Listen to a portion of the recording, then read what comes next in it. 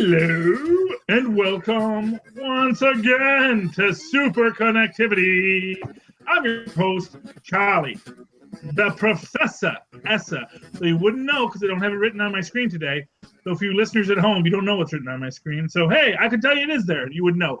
And with me, as always, is the most amazing man in show business, hardest working man in show business, who's just looking for ways to work harder for goodness knows any reason. That's how you know he's from Pennsylvania, not from Michigan. Michiganders, we don't do the overtime if we don't gotta. Justin Timberlake. Phil me and Perich. My wife wishes that's Justin Timberlake. But anyway. Okay. Well, hey. Wives have weird wishes. I don't know. You know.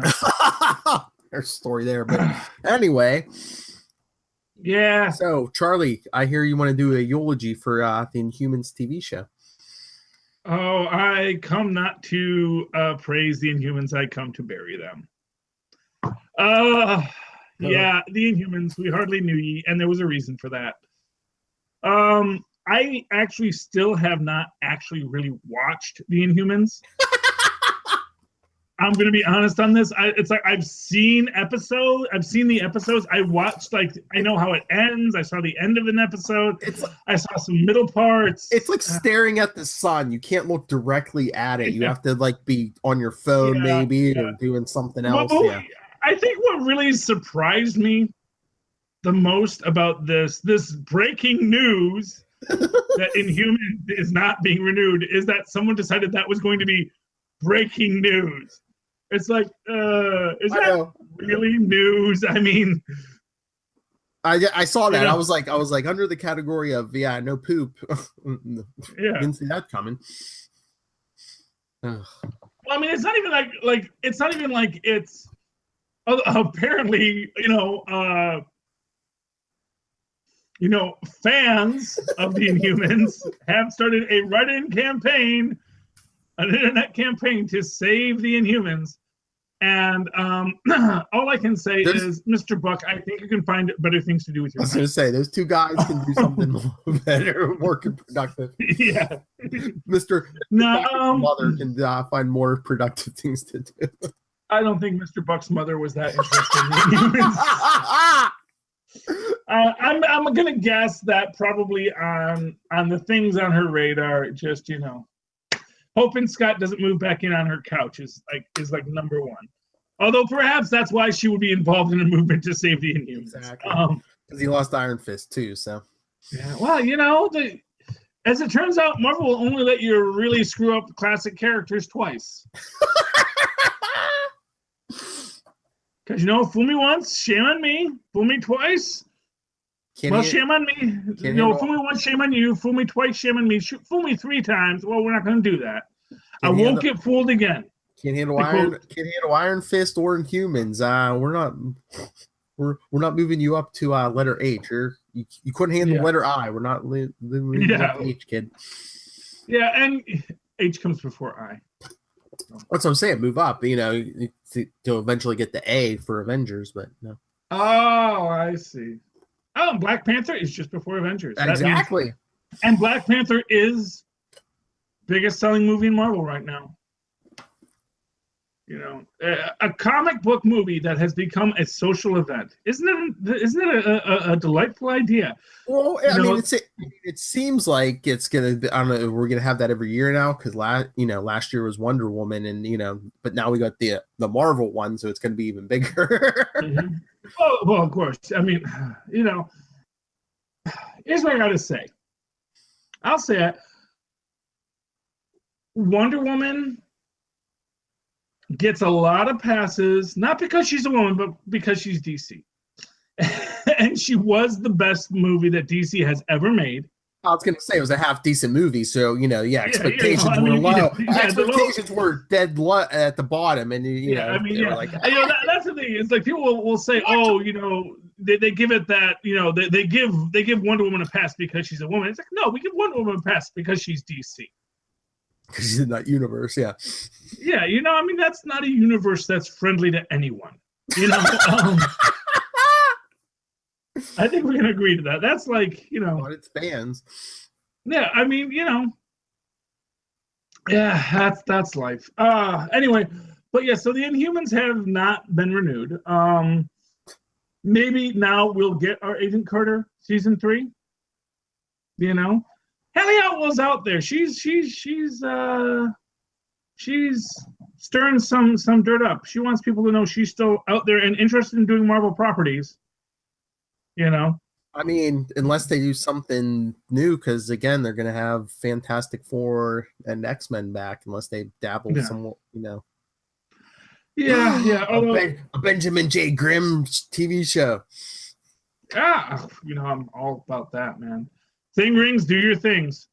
I would want a Benjamin Grimm TV show if they do it based on the 80s cartoon. What about a Future Foundation show? Future Foundation. Well, you see, I don't know how you do a Future Foundation show without like the backstory. I mean, like if you just did Bentley 23 and the Moloid kids, I don't know what that is. I mean, I'd love to see it. I'd love Bentley 23. Mm-hmm. Bentley, Bentley's cool. I think we can all agree Bentley's cool.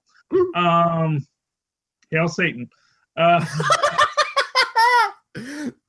He is Marvel's first Satanist hero. Damien Hellstrom isn't really a Satanist. I was about to say he's just his son.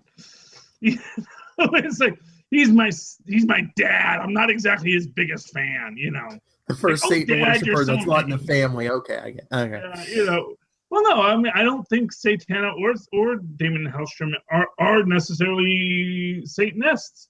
If anything, they're kind of anti-Satan because they'd like to take over the throne of hell. Mm-hmm. It's an interesting question, but but Bentley is a devout Satanist, and I love that.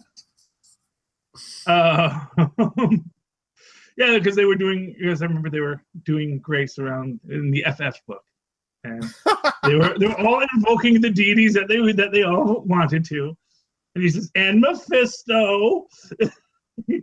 Thank you, Mephisto, for this glorious meal. But of course, real Satanism is more about independence from a god. In that idea, that Satan is seen as more a icon of, as opposed to a spiritual icon, as opposed to a spiritual leader. Satan is the one who rejects divine rule, and so as a Satanist, you simply reject divine rule. You say, no, I shall decide for myself what is right and wrong. I shall decide for myself what I do in my life, and I shall not be bound by your rules. That doesn't mean I will do evil. So many Satanists who actually get off on being good Satanists, like being people who are nice to people, because it's actually personally rewarding to be nice to people and to do good things for people. You're hard pressed to actually find an actual Satanist who goes around doing evil. Because if you wanted to do evil, you'd be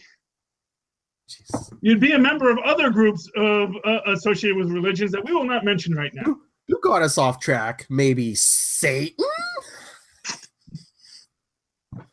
You made me laugh in my apple juice, though. He's like, that's expensive apple juice. Can't be spitting it out my nose. No, well, it's not just that, but I don't want to ruin my computer by spilling apple juice on it. Computers and apple juice do not mix, Phil. You should know. Who says we don't have an exciting podcast? The man might be electrocuted live right now. But then I might gain superpowers. Remember when just electricity could give you superpowers? Hey, ask Electro. That's how he got his powers. He just got electrocuted. He was like up on a pole working on wires and going, struck by lightning, I think. That's it, man. He worked for Con Ed, actually. He had to be a mutant or something. He had to have been. Not officially. I know. Well, that's the thing. Sony owns him. You can't have him. That's kind of what they did in DC in the late 80s, early 90s. It's like, people had metagene, if you had the metagene and you had like this catastrophic accident and like activated that metagene, you got a power.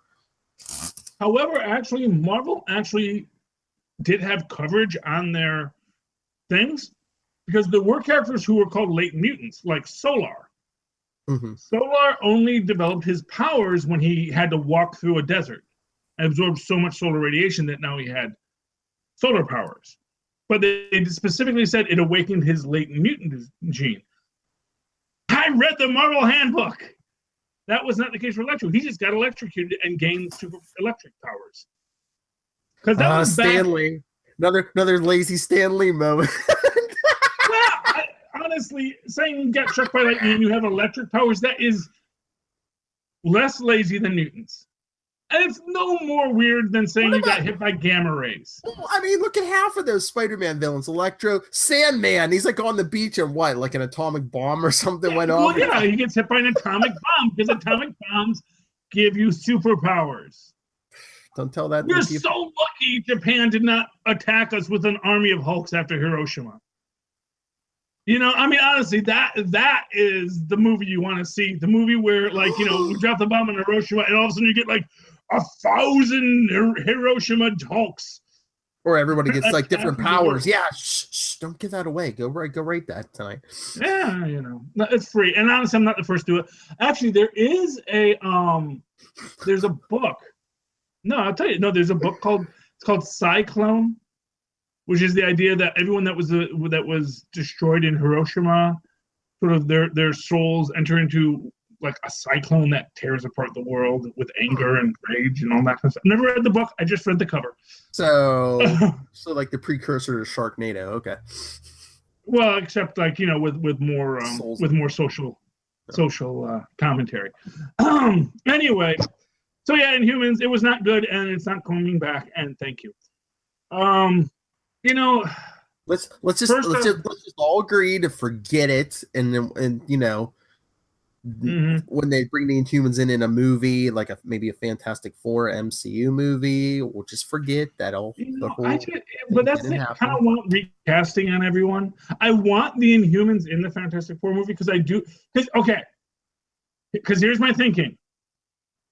Okay, I want at the end of the last Infinity War, I want its after credits scene to be just two guys sitting there, and you don't see them really well. The guy says, well, Stretch, what do you want to do? And he says, let's go home. I think it's yeah. Thank you for stepping on my line. Sorry, I didn't know if you were going to say that or not, but yes. Yeah, let's go home. And then of course he says, finally. They either pop out of the negative zone or the microverse. Yes. You know what? Because Reed's been watching and he's like, Thanos is invading. Should we fix this? And it's like, oh no, the Avengers got it. Good for the Avengers. I think we've said this before, but end credit scene of Ant-Man and the Wasp, like if they go in the microverse or something, find Janet Van Dyne, an end credit scene has to be what you just described. You know, you don't have to see anything. All you have to do is hear those voices. Yeah. Well, here's what I'm going to say. I don't think they can do it with Ant-Man and the Wasp because I don't think it all becomes final until. I don't think it's going to be final until 2020. These processes are all very slow motion.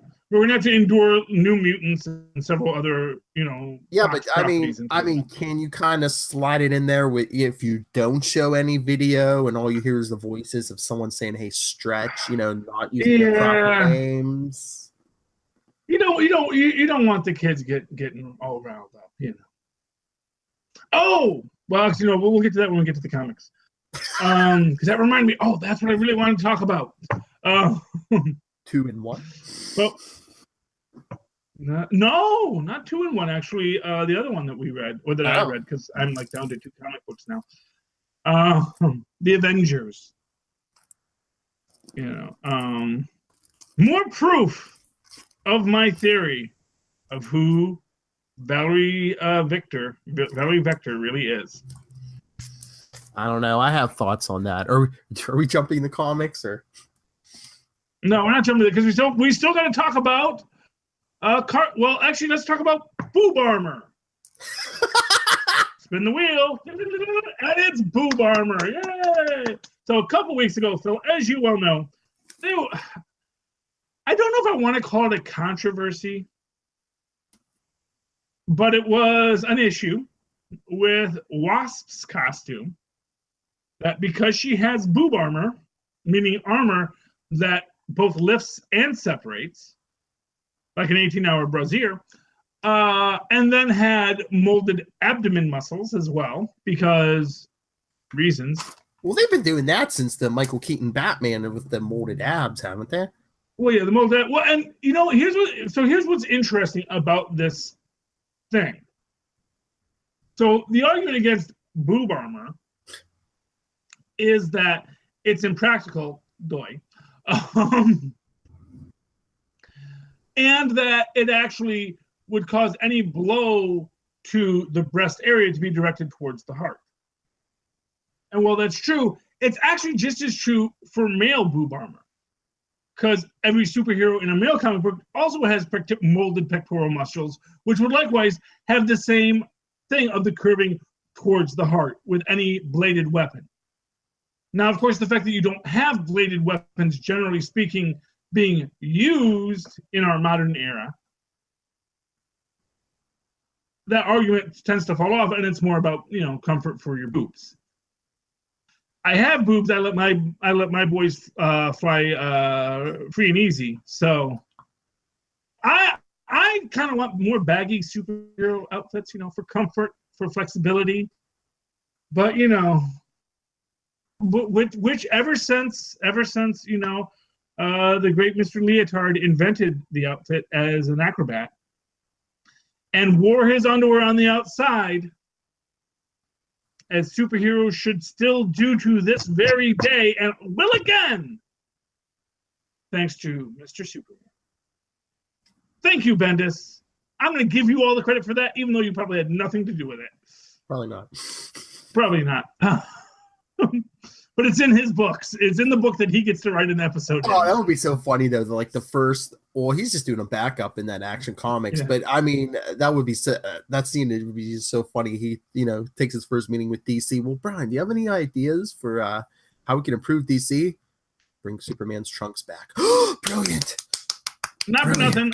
I will bet dimes to donuts that if he had that debate, I'm sure he probably said, if you want me to write Superman, I want him to have his trunks back. Because that's who Superman is. He wears his underwear on the outside. Not for nothing, though.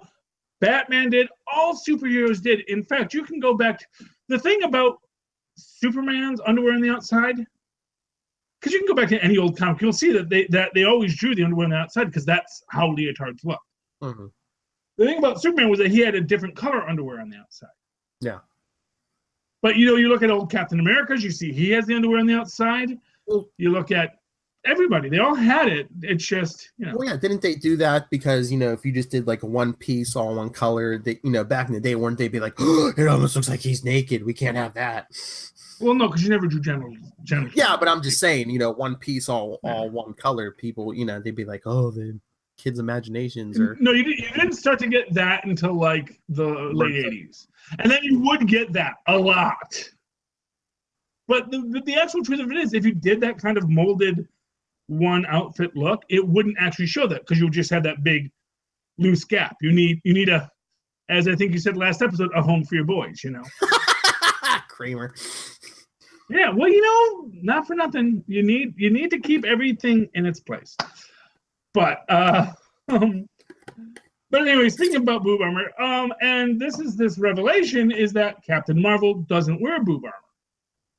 She has just her normal superheroic mesh suit, which actually, rather than lifting and separating, actually just goes over her boobs in a standard, the way a normal shirt would.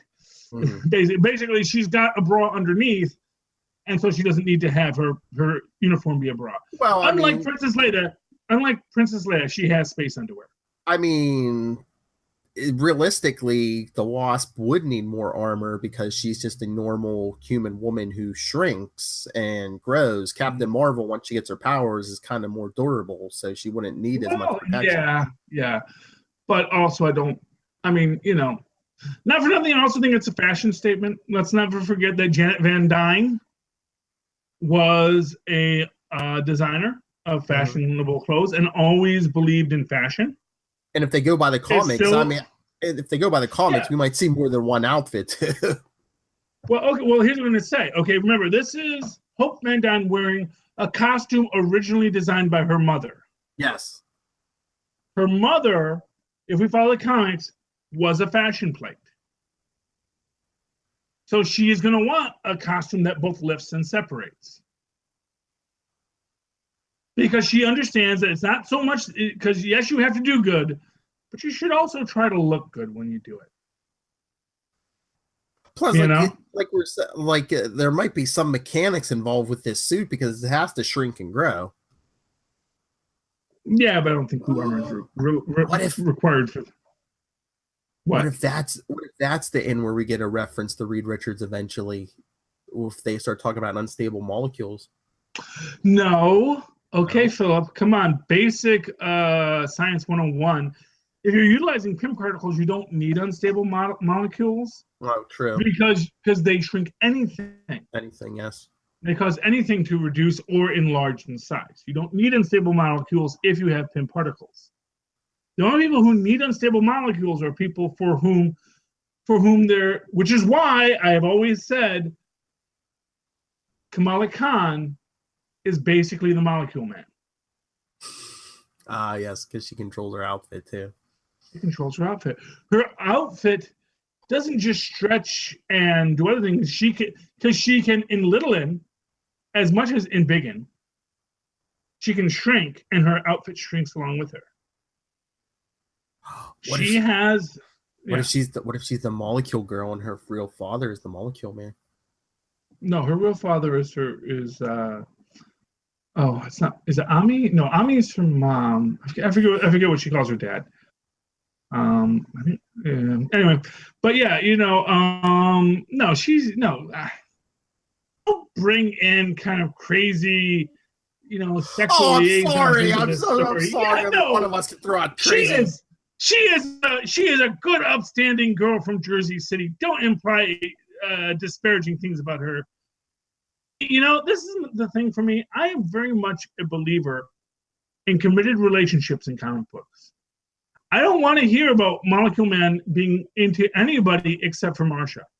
Or then maybe there's an accident or he gave her power somehow. Okay, it doesn't have to be a blood. She's an Inhuman, and her Inhuman power is that she controls all. She is of a Pop-Upian level of molecular control, which extends to her. Thank you, John Byrne. Your heroic aura. You speak your name. Which covers everything. This is why Superman's cape would tear, but his uniform would never in a John Byrne comic. Aura covered his uniform, but not his cape. So his cape would get tore up all the time. Yep. And he would always grow a beard.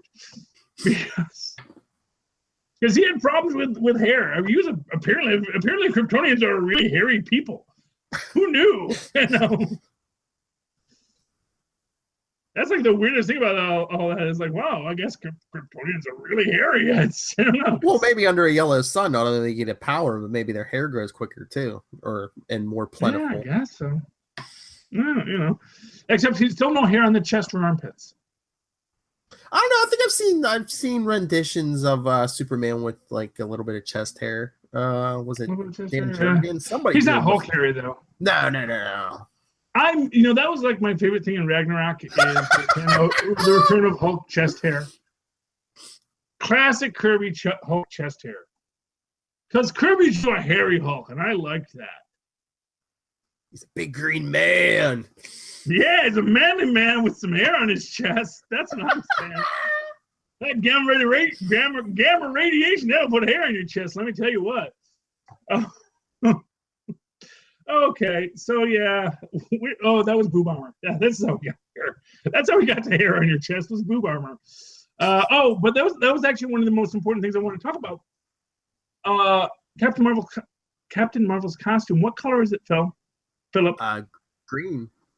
And who wears green? The Kree soldiers. And what are the Kree soldiers?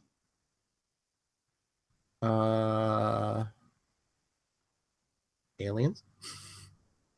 And what are aliens, Philip? Not of this world. And people who are different than us, what are they by their nature are? Wait, what? They're villains, Phil. Okay. The Kree are villains. Yeah. From Ronan the Accuser on down, they're villains. And what does this tell us about Captain Marvel? You're not saying she's a villain, do you?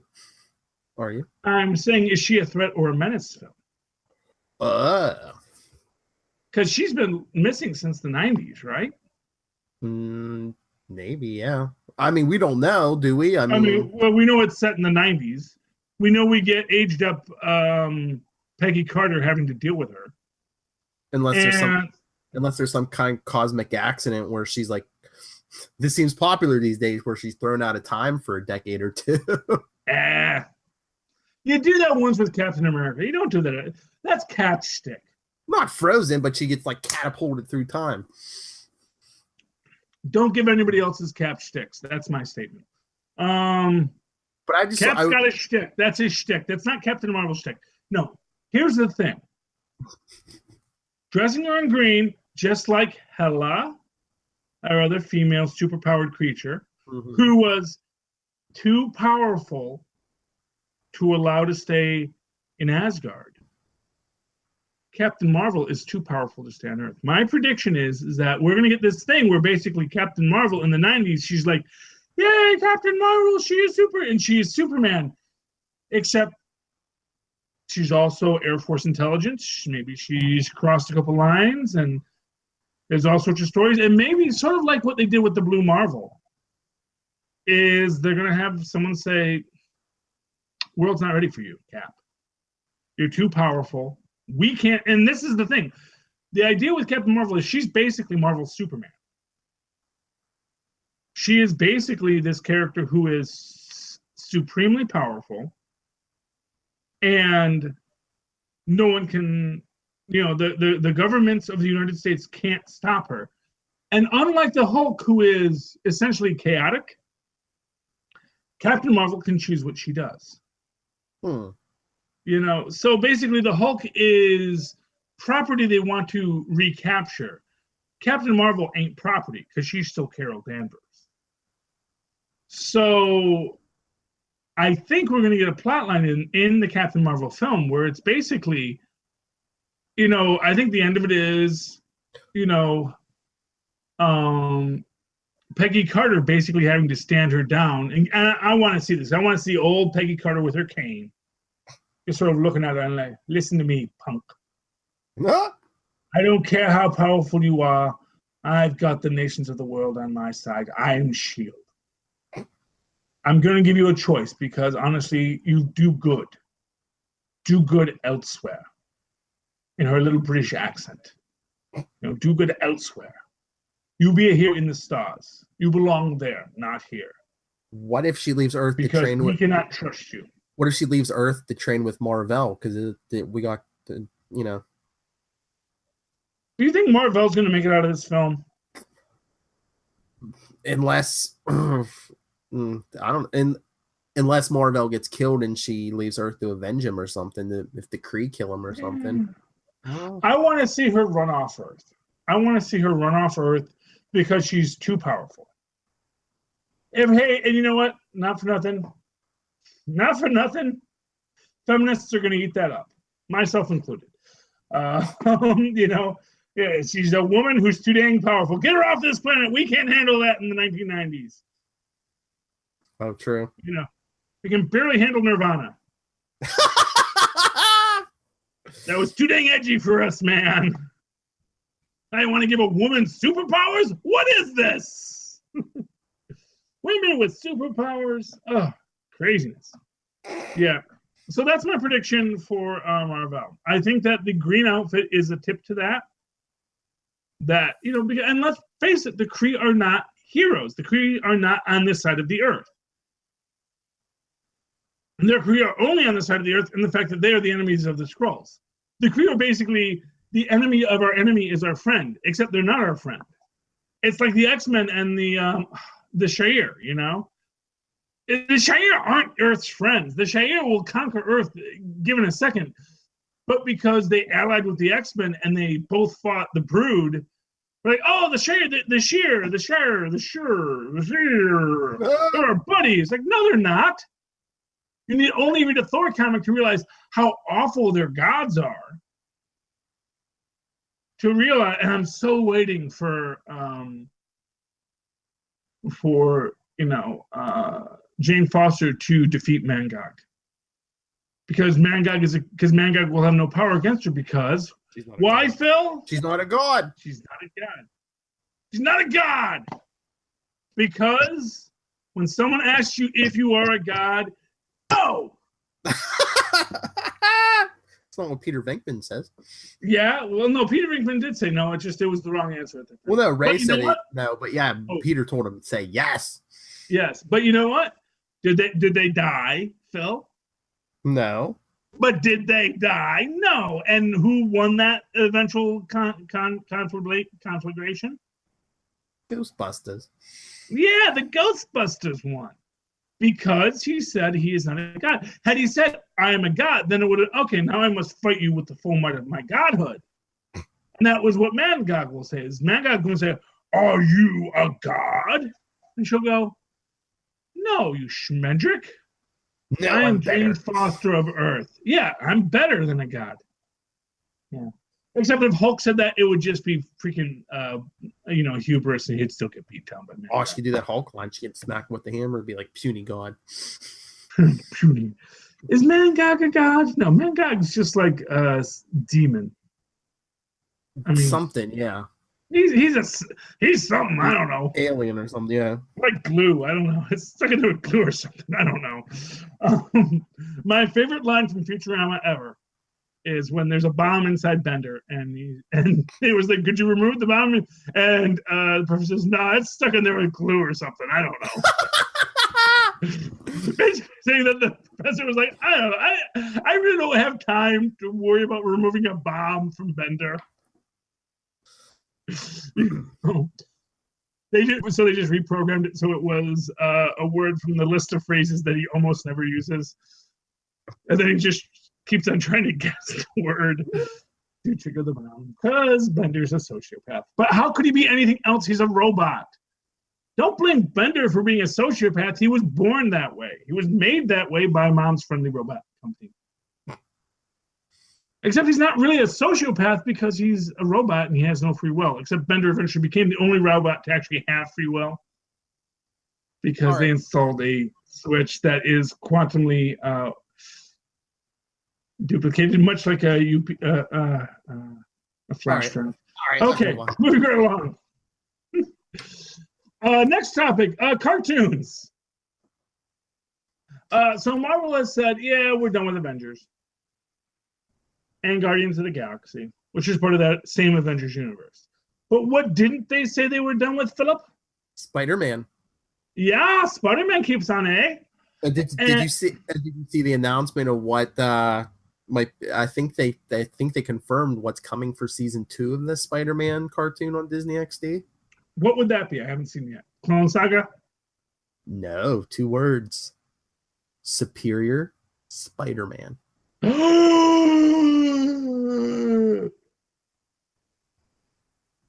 Otto's gonna have a new ride. Otto was so awesome. Here's what I tell you, man. I think did you watch like the Sundays? They had the first 2 parts of The Rise of Dr. Octopus. He's like a 19-year-old genius. Yeah, no, I didn't see it. Yeah, I haven't. Yeah, I'm a little behind. They did say he's like a. And I'm gonna lose my DVR probably by Monday, because they want you to pay those bills. But they said he's like a 19-year-old genius. Yeah. Yeah, well, he's Dr. Octopus, man. He's already got his doctorate, and he's 19. Mm-hmm. Think about it. He's not like a pretend doctor like Dr. Doom, who never actually graduated and gotten his doctorate. He actually has his PhD. He actually did the work. He's the evil Sheldon Cooper. Yeah, well, not for nothing. He is. He is the evil Sheldon. Well, okay, saying the evil Sheldon Cooper is kind of a misnomer. Trust me, if you gave Sheldon Cooper octopus arms, he would be like, I'm down with it. Mm-hmm. I think they even said that on the show. He's one lab accident away from being a supervillain.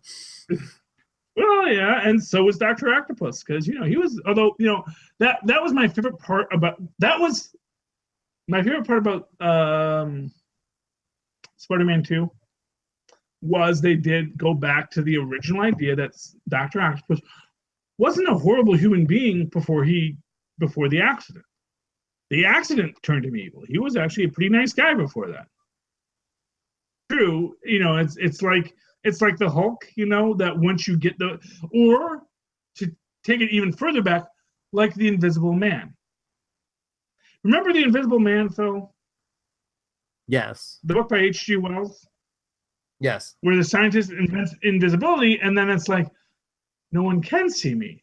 And suddenly he doesn't feel like he's bound by moral laws anymore. But basically, the elevation beyond moral laws is what turns you evil, not actually the accident that elevates you. That you were always evil, much like Peter Parker, he was always evil. But suddenly, because he has superpowers, he now has the ability to act on his evil intentions. Because Peter Parker is evil. It's only, thankfully, the death of his uncle and the overwhelming guilt over that actually forces him to do good. Like Batman. The only reason he's good is because someone he loved dies. He doesn't do good just because it's the right thing to do. It's because I must make up for someone dying. It's like, dude, why don't you just do good because it's the right thing to do and the tasty way to do it? Like Nightwing. Yeah. Nightwing ain't out there avenging his, freaking parents who died in a circus accident. Not for nothing. He didn't need a mobster to kill his parents to actually have his parents die in the High Wire Act. No. Let's be honest here. That was pretty much 80% of the chance that that's how his parents were going to go. Maybe it was a little sooner, but you live by the wire, you die by the wire. Everyone knows that. His parents died, and Nightwing was, eventually. I don't want to say. He got over it. He's not stuck as the same angry 12-year-old that Bruce Wayne is. Nightwing is Batman. He's just not about it. No. Nightwing isn't Batman. Nightwing is Nightwing.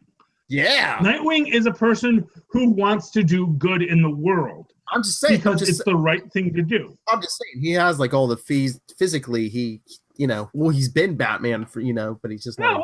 He's just as good as Batman. I won't say he's as good as Batman because he's better than Batman. That's what I'm saying. Yeah, there was this because he's Batman without this, insane emotional baggage to, oppress, child soldiers and to take out your anger at a world that took your parents. Basically, Batman is the definition of first world problems. Kim Jong-un. Yeah, well, no, he is first world problems personified. He's a billionaire who decides to spend his time beating up criminals because his parents died. And let's face it, lots of people's parents died. And not for nothing, every Robin's parents died. And no Robin has been as much of a jerk as Batman. Think about that for just one moment. Every Robin has had a origin similar to Batman. None of them are as much of a jerk as Batman. Even freaking Red Hood and the Outlaws. He is actually a really kind of nice, jovial, fun guy. I like to think of him as like DC's Hawkeye. He's got his jerky qualities, but honestly, he's really kind of a decent dude who cares about his friends really deeply and wants to do right by the world, even if he does it in a weird way, And, in that way, I kind of think of Red Hood and the Outlaws as kind of like DC's Occupy Avengers, just without, any actual political statement or meaning to it. Because it's DC. So, just saying. But anyway, back to the animation. But you were saying Spider-Man. You were saying Spider-Man, is getting to season 2, and you're saying Avengers is coming to an end. They're kind of doing something different because I found an article from even a couple months ago because this was the plan. They're saying, with the Avengers cartoon, the Avengers Assemble cartoon, they they label it like different things. Mhm. You know, there was that Ultron season, and now this season, Yeah. Secret Wars. They're saying the next season is going to be called Avengers Black Panther Quest. Oh, okay. Because it even says here the Black Panther centric story will focus on who he is, his relationships, and Wakanda. Arguably, Black Panther is the greatest superhero of all. Marvel Animation's Stephen Wachter said this show will show what Black Panther is all about. Fair enough. But what my actual point on this is they did the same thing. Remember when they had that really popular, what's it called, Spectacular Spider-Man? Okay. Yeah. That they got rid of to make room for this Spider-Man. Mm-hmm. That everyone hated at first.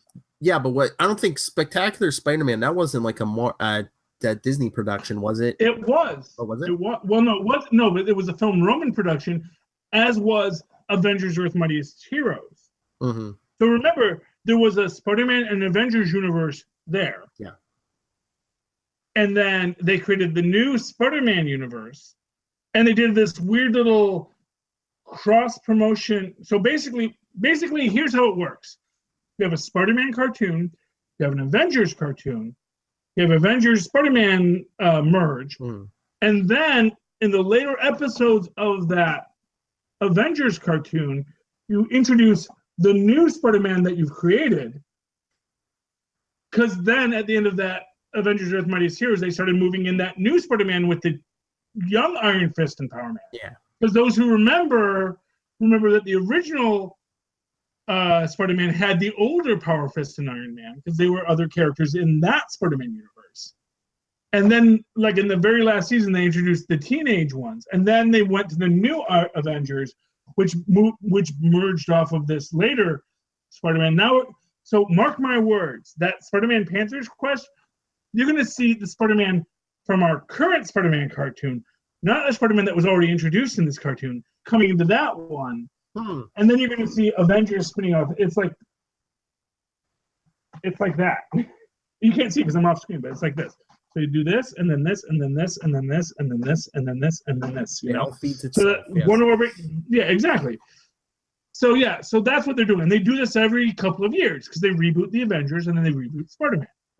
And Disney loves like their branding, because like once those movies come out, I mean, the Avengers cartoon was all about Ultron after Age of Ultron, and now with Black Panther coming out, they want to Black Panther. And the Spider-Man, I mean, the Spider-Man in the cartoons now is like closely based on Spider-Man Homecoming. Well, yeah, and now it's like they're kind of doing the characters in prequel to the stories. Whereas before they were doing the characters in retroactive to the stories. So that means that what we get next is actually going to be our clues to what they're going to do next in the movie universe. Because even like in the Avengers, I mean, when they first started this Avengers series, Falcon was like kind of younger, but thanks to time travel, they've kind of aged him up, so he's closer to like what's his name? Anthony Mackie. Yeah.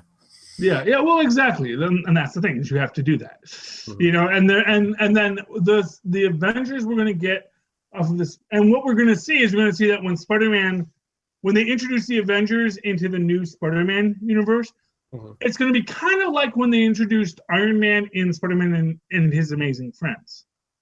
Who remembers that episode, kids? Just me. I think it was actually like the first episode, guys. How could you have missed it? And you're going to find out that actually all of these other superheroes have always existed in this universe. They did the same thing with the X-Men, where basically we find out that, oh no, Iceman and Firestar have always been superheroes, Pete. You're just the weird one.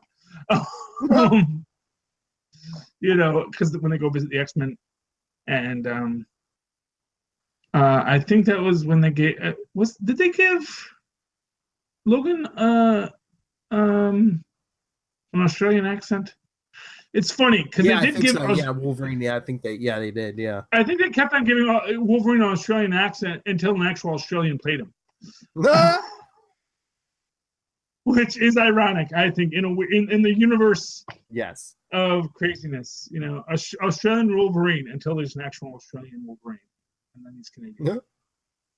I took an Australian to make Wolverine Canadian. Anyway, so I think that's just the normal phase of the universe, and that's what's going to happen. Final thoughts. Let's talk about these comic books we read this week, Phil. Yes, I still want your thoughts on Marvel 2-in-1 number 2 because sliding time again. 1998. That's when they were in college.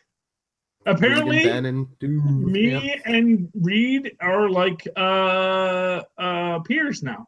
That's cool.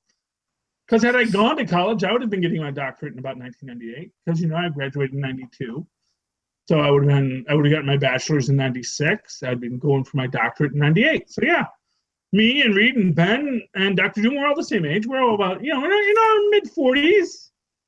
You mean Dr. something? You mean Dr. Doof? Dr. Doof.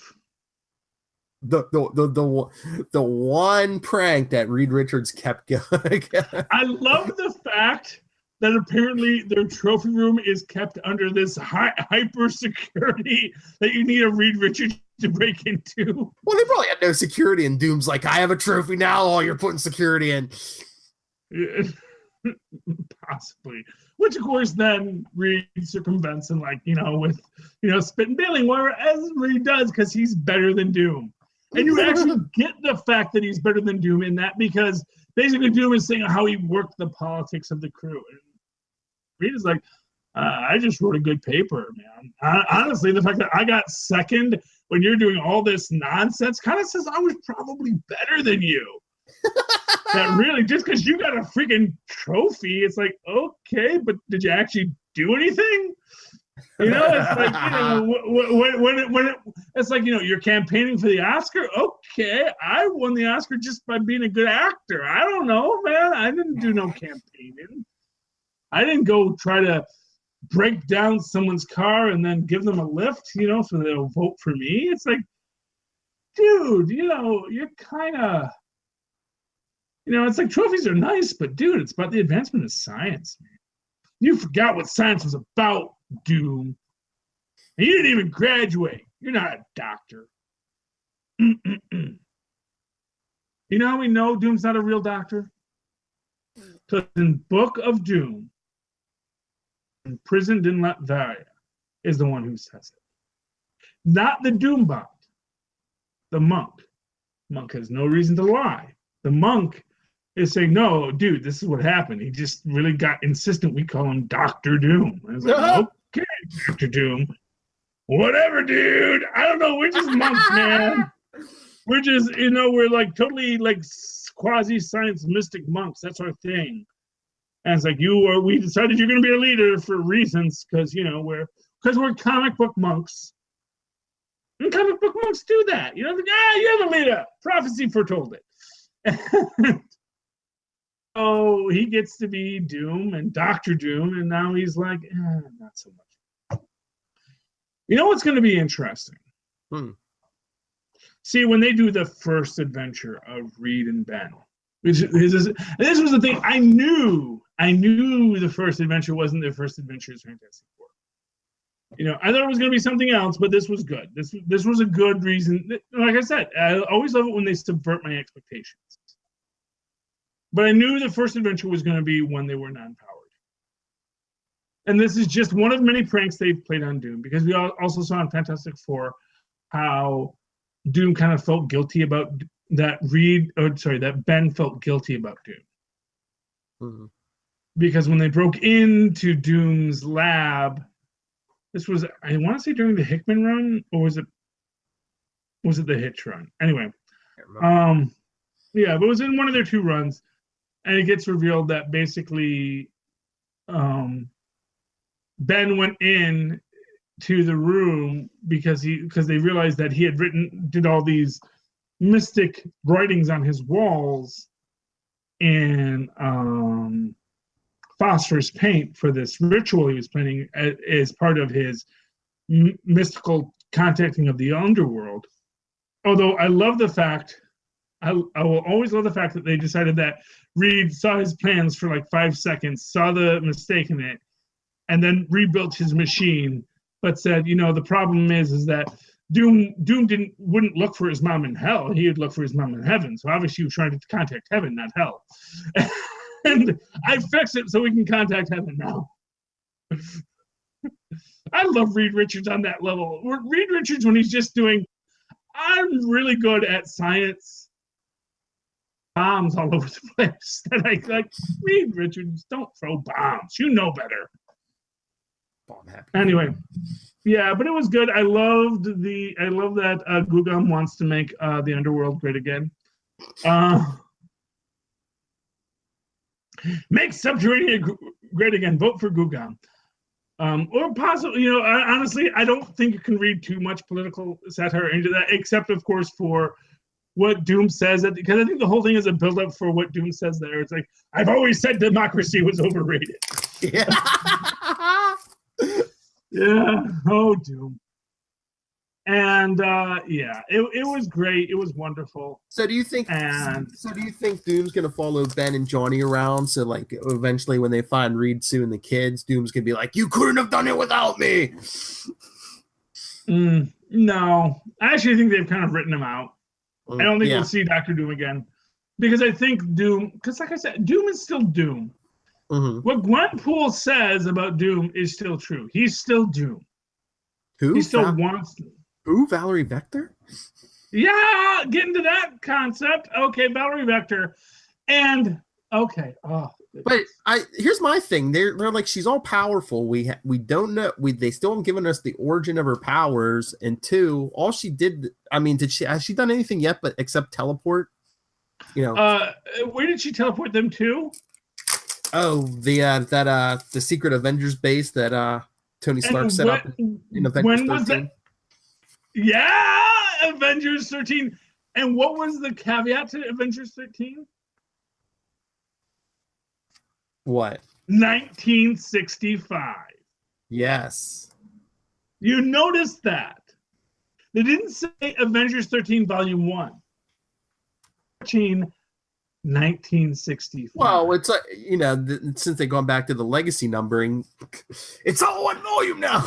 No. But what I'm saying, so okay, they usually will put the volume number with the number, and when they say Avengers 13, and they say it's the Avengers 13 from 1965, which also is this evidence that Avengers 13 is from 1965, and do you know what is the most telling proof that Valerie Vector is, in fact, our beloved Gwenpool?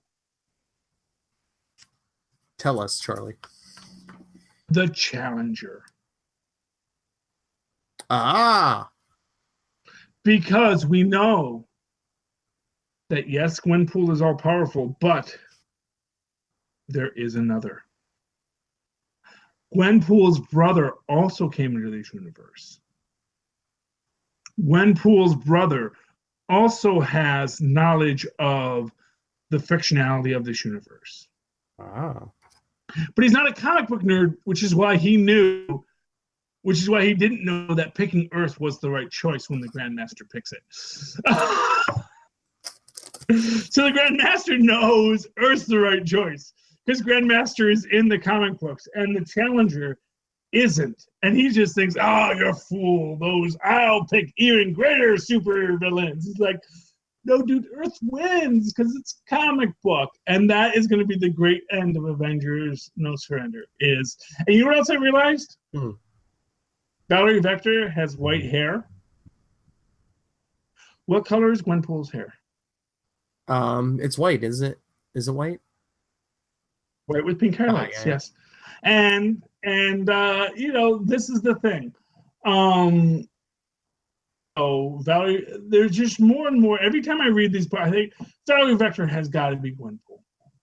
And I think, I don't know if it was Jane Foster or somebody said when she teleported them to that other base, I think it was Jane Foster. One of them said, I wonder if Tony Stark even remembers building this headquarters. Something. It's like, so only Valerie Vector remembers it? Well, yes, because only Valerie Vector is aware of sliding time. No, I mean, that's the thing. It's like, yeah, and of course, it's a book that Gwenpool would have read.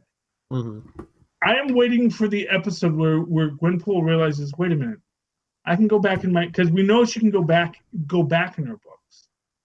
And I haven't read my Gwenpool yet. I'm so mad. I have to get my Gwenpool. Like I go talk to my dealer to get it, and then I gotta buy the other books that are on hold.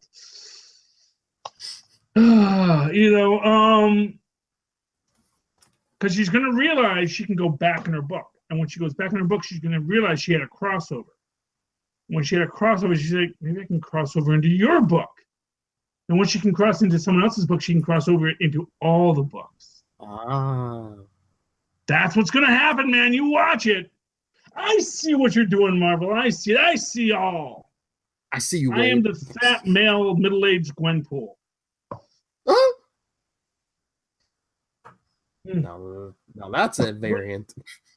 Yeah, that's very. No, you know what? I think if you go to Comic-Con, you're going to see a lot of fat middle-aged male Gwenpools. I got it. I got it because you know what, dude? If I could afford the costuming, I would be a fat middle-aged Gwenpool. Heard it here first, folks. Yeah. Oh my god. Someone send us a Gwenpool costume for Charlie. We do video on YouTube. Big. We'll make him do an episode in the Gwenpool costume, please. What do you mean make? I don't know. You're gonna be hard pressed to get me not to do an episode in a Gwenpool costume. Nice. Okay. I want to say I'm 48 again, 48, 32. Probably, I want to say, and that's the belly goods because I wear my pants high. I wear it around the navel. So yeah, it's like 48, 32. You don't really need the inseam because you wear shorts. 13 wide width, triple E on the feet. If you want to give me the boots, and big head, man. Large hat size. I mean, I don't know what that affects to in gallons, but yeah. And, chest is like, 58, 60, somewhere around there. I don't need it to lift and separate. I just need it to cover. So, I'll have a loose top. I prefer a loose top, but that's me. Also no thongs. Not that I'm afraid of thongs, but I don't want my butt sticking to the bar stool while I'm sitting here talking. So please have full coverage on the posterior. Thank you. Cosplayers who are going to make me a free, pink costume with goggles. I won't be able to see it out of it, but I'll put my contacts. I do have contacts, and every so often I put them in. Please, people, my birthday is coming up in April. That's all I want. Send Charlie Esser a Gwenpool costume. My birthday's already passed, and that's all I want, too. So there we go. Kill two birds with one stone. Everybody's happy, and I guarantee you, Lilith will want to see that too. So please. Oh yeah. We all. I don't think there's a person on this podcast who doesn't want to see me in a Gwenpool costume. I don't even need the katanas. I'll supply my own katanas. My kids have tons of them. If you want to send us other costumes of female Marvel heroes, we could do a whole we talked about this before. A Charlie Esser calendar. Yeah, and hey kids, you know what? You can also do a screen capture now that we're on YouTube. Take my face, CGI me into a Gwenpool costume. You'll win a prize. Oh, yes. Prize may be enough said no prize, but it'll be a prize nonetheless. Send that to us. It's the best Photoshop of Charlie Esser as Gwenpool. Oh, we'll get you a prize. Yes. Yeah, you know what your prize is going to be? Your prize is the best Photoshop gets to be made. My Facebook both. Well, no. Okay, so I can't do both because I don't know which Facebook account I'm logging into. But it'll be first prize will be on my main Facebook page that only my real friends know. Second prize is on the public Facebook page that everybody can join in. No. I mean, I'll have some merchandise, comics, something. There will be an actual prize. But yeah. We'll put it all over the internet and credit to whoever does it. Yeah, if you can do a Facebook of me as Gwenpool, that is the prize. Rob Southgate, I know you know how to do this. Yeah, make this happen, Robert.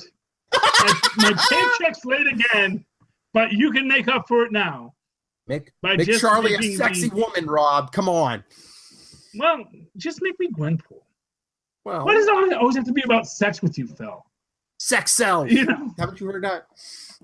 Why stop at one female hero? I don't know. I'm not buying it. I'm not buying it. That's all I'm saying. I mean, not for nothing. That's the reality. But you can say sex sells, but it seems like you can get sex for free nowadays. So it's like it's not like it sells anymore. Are we done? Yeah. I said that Valerie Vector once again is obviously Gwenpool. Thank you for playing Marvel. Come up with a bigger mystery next time, like who Tony Stark's parents are, and they're nobody you cared about. That's who his parents were. Bendis. It's like, yeah, okay. Yeah, obviously we didn't guess that since they're completely random characters you just made up. Hey, Mark Waid. Yes, Mark Waid totally wouldn't believe Mark Waid and Jim Zub are writing this, not Bendis. Yeah, I know, and which is why they'll do something cool and interesting, not Bendis. We won't have Shadowcat. Don't Bendis it, guys. Don't Bendis it, don't buck it. That's what we're saying. Don't buck the Bendis. That's all we're asking now. Don't buck us or Bendis. Yes. So there we go. And Captain Marvel, Threat or Menace. Yes. I want that newspaper title somewhere in Captain Marvel.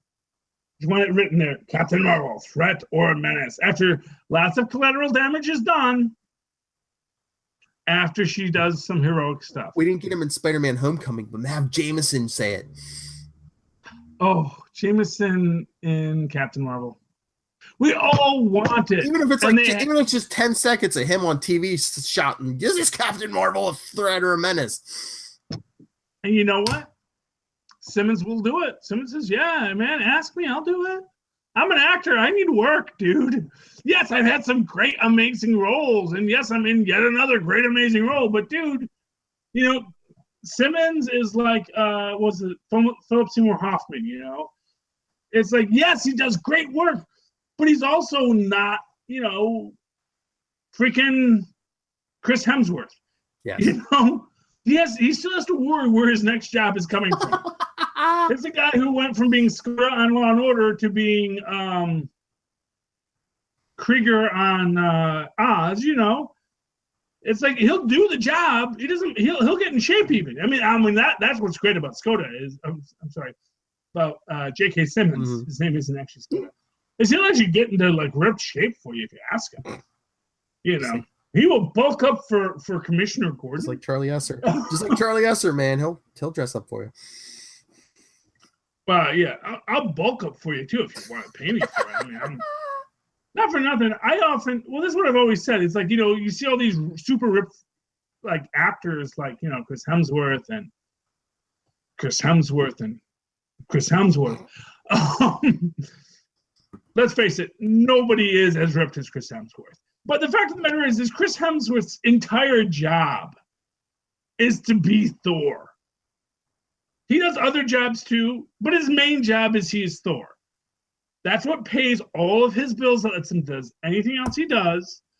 And part of being Thor is, you know what, Chris Hemsworth, you've got to go to the gym for 6 hours a day.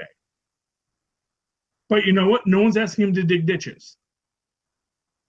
Except for maybe his like cross-training instructor who's like, "Today we're gonna dig ditches," and he's like, "God blimey, that's why I became an actor, not to have to dig ditches. I'm not digging a ditch. I'm not doing it. I'm not doing it, Cool Hand Luke." Cool Hand Luke, man. Remember Cool Hand Luke? What you doing, Luke? Digging a hole? Well, fill that hole in. What you doing, Luke? Filling this hole. We'll dig that hole up. Geez, what we got here, Luke, is a failure to communicate. Which is not about actually a failure to communicate. It's about the Kafkaskian complexities of an unwinnable system. It's about Kibashi Naru. They can't win. Until you rig the chat, and until you rig the test. Yeah, well, exactly, because that's what Ken Crick said. There is no Kibashi Naru. Because you know what? Defeat is not acceptable. Spock lived. That was the answer. Is that Kirk was right. It's like, yeah, I know you said it's unwinnable, but dude, Spock lived. He didn't sacrifice himself. We brought him back. He put his brain and he put his mind inside of freaking Bones. Now we're going to put the brain back inside of Spock, and now everything's cool, dude. He's going to go on for another 200 years. Be a freaking bastard and nonsense. You know? And I get to be killed by not Roddy McDowell, Muscle McDowell. Mm-hmm. Because, you know, if you got to go out, if you can't be killed by Roddy McDowell, be killed by Malcolm McDowell. Although I will say, I'm so sad that we never got Burgess Meredith as the Mole Man.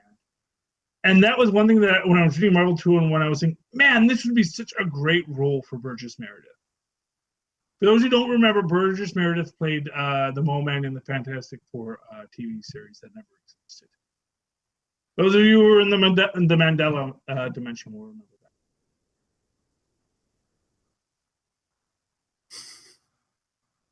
That's all I got to say, Phil. I'm done. Okay. I'm not going to reference X-Files. We haven't seen that episode yet. But yeah. All right. Well, let's get out of here because Capes and Lunatics about 14 minutes. 15 minutes, yeah. Yes. Okay, so if you want to write to me in that old-fashioned email way, that is superconnectivityblog@gmail.com. That's superconnectivityblog@gmail.com. And of course, follow me on Twitter, which is at live tweet Agents of S.H.I.E.L.D. if you want to tonight, because we're doing Capes and Lunatics on Friday again. At Charlie Esser, that's CharlieSSER. With the 2 E's in the middle for quality. And Phil, where could people find you if they had an interest to do so? Oh, if you want to send us a, Photoshop Charlie Esser's head on Gwenpool, She-Hulk, any of these other heroes, you can email me personally, nightwingpdp@gmail.com. On Twitter, I am at nightwingpdp. And capesandlunatics@gmail.com is open. And the voicemail, open 24/7, 614-382-2737. That's 614-38-CAPES. There you go. So, ladies and gentlemen, thank you for connecting with us once again. Please super connect with us again. I don't know if that helped. I don't know who's getting Max Tendrum right now, but someone is.